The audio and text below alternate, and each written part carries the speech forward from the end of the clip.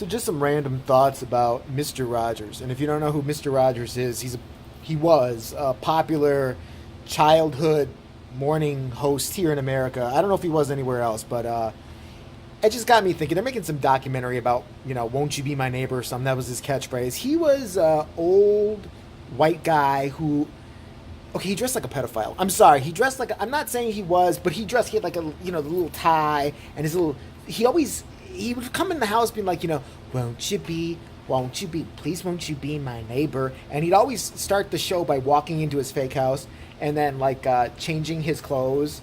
Why we had to watch him change his like cardigan, I have no idea, but it made sense somehow. And he would come in there and do stuff like, hi neighbor, how are you doing today?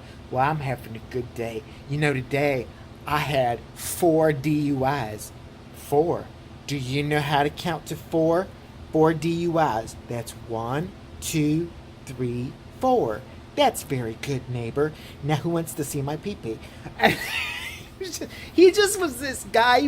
I'm sure he was a nice guy, but he creeped me out growing up, all right? I'm just going to say it. And then he would take you to the land of make-believe. Tell me that doesn't sound like a pedophile's dream. Like, come here, kid, drink some of this NyQuil and the special stuff I put in it, and then you will go to the land of make-believe. And you might be sore when you wake up. But he had this trolley that would go through his house. Like, I swear, I know this sounds like a bad acid trip, but if anybody else here from America could back me up, or if you know about this overseas, just, you'll know what I'm talking about. He would have a trolley that would somehow, go through another pedophile tactic to lure a kid in the house, give him cool toys and stuff like that. I wanted that trolley growing up. I might have done some strange things for candy and riding that trolley.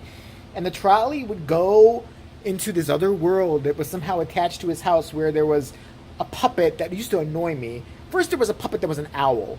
And it would just sit there and I don't even know what it did. And then I remember there was this drunk lesbian puppet. Does anybody remember that puppet? She like had this butch haircut. And she had her name like Ruth. That wasn't even her name, or Mrs. Alcoholic or something. She had the biggest red schnoz on the planet. And she always looked drunk, and she looked like the biggest dyke you've ever seen in your life. She's like, hi, Mr. Rogers. How are you doing today? I'm going to go put my rainbow flag on and get some nice punani. And so there was her. And then there was this cat that all he ever did was meow, meow, meow, meow, meow, meow. And somehow Mr. Rogers was the one who could understand the secret language. I'm not saying he had kids tied up. I'm not saying that, oh, how dare you. I would never say that about a beloved child talk show host. Anyway, then who else was in the make-believe world? Oh, there was Lady Elaine, who couldn't seem to get out of the make-believe world. She was like a brown-haired, like, I don't know, like, kind of like waitress. She always had this, like, get-up like she was a waitress, like an IHOP waitress. She just had this kind of, like, looked like an apron or something. I mean, maybe I'm remembering it fucked up, but she wasn't, I don't know, she was just there. And she lived with puppets and this drunken lesbian puppet, and that made sense back then. I don't know. And I think they showed, like, educational stuff in between that. But what I remember the most was 2 things. He always had a delivery guy come over who was very much in a hurry all the time, named Mr. McFeely. I swear to God, I'm almost positive his name was Mr. McFeely. Come on. Do I even need to make a joke?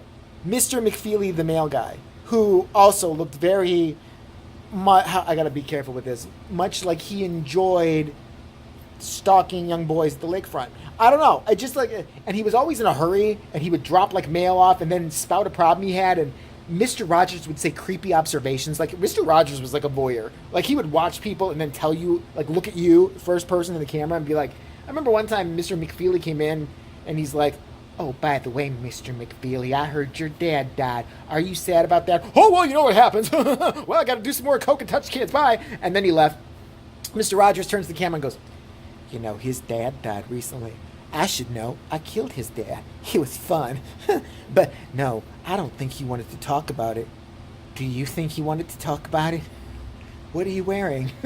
If you're a girl, I don't care. If you're a little boy, little Tommy, what are you wearing? Like, I don't know. He just creeped me out. I'm sure he was a really nice guy. I don't think there was anything bad about this guy, but that show creeped me out growing up. It creeped me the frig out. That Sesame Street with, the big homosexual bird, that was a gay bird. Come on, Big Bird was gay as hell. Hi, everybody. How's it going today? Hi. Oh, Mr. Snuffleupagus, aren't you coming over here? Snuffleupagus, another one. He was like was he supposed to be like an elephant? He was like an elephant, but he was like a coked out elephant or something. Like, I don't know. Something was wrong with him.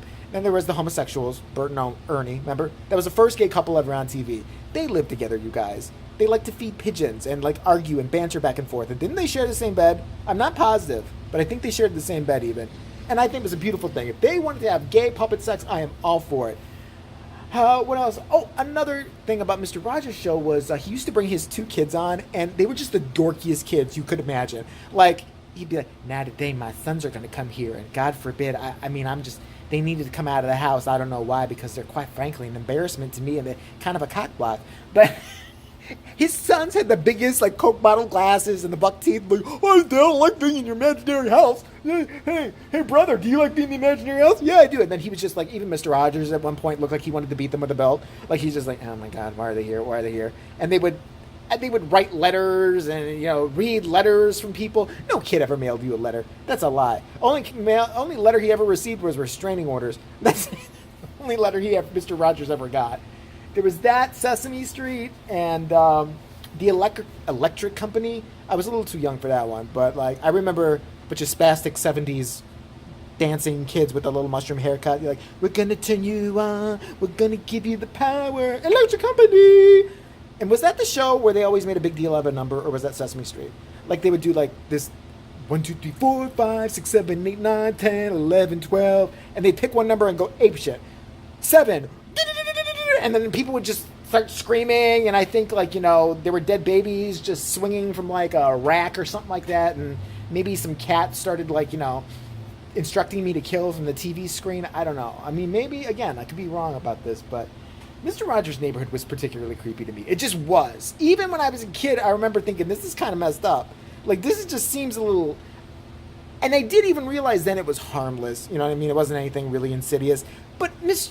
McFeely as your mailman, if you have a mailman, and first of all, if he introduces himself other than, hey, I'm the mail guy, don't know him. He's crazy. There's something wrong with him. You don't need to know your mailman. You don't need to know him. You say hi and bye. How you doing? Thanks. Give him my package. Make sure it doesn't get all fucked up. That's why you want to be nice to mailman. Just get to know him. Say hi. Give him a good tip every Christmas. That way he'll make sure your shit gets to you without it getting fucked up. But aside from that, I don't want to know. If Mr. McFeely, the mailman, Mr. Rogers never touched a girl, right? I mean, I don't know how he got those two kids. I'm just saying. I mean, the princess was cute, and he never really talked to her much, except to, so, Mrs. Princess, how does this house attach to a world of make-believe? I don't know. Michael Jackson would have loved it there. I think Michael Jackson wanted to live I want to live in Mr. Rogers' house. Mr. Rogers isn't real. He's just like a reverend who's an actor or something like that. No, he's real. I believe he is. Let me go meet him. I want to go on the trolley. I want to shrink and get on the trolley and go in the land of make-believe because I didn't have a childhood. And whatever. So, yeah, innocent fun. There's a documentary coming out about him. So if you were into him growing up, or you want to know how to spot somebody who might like touching kids, then you want to, check it out.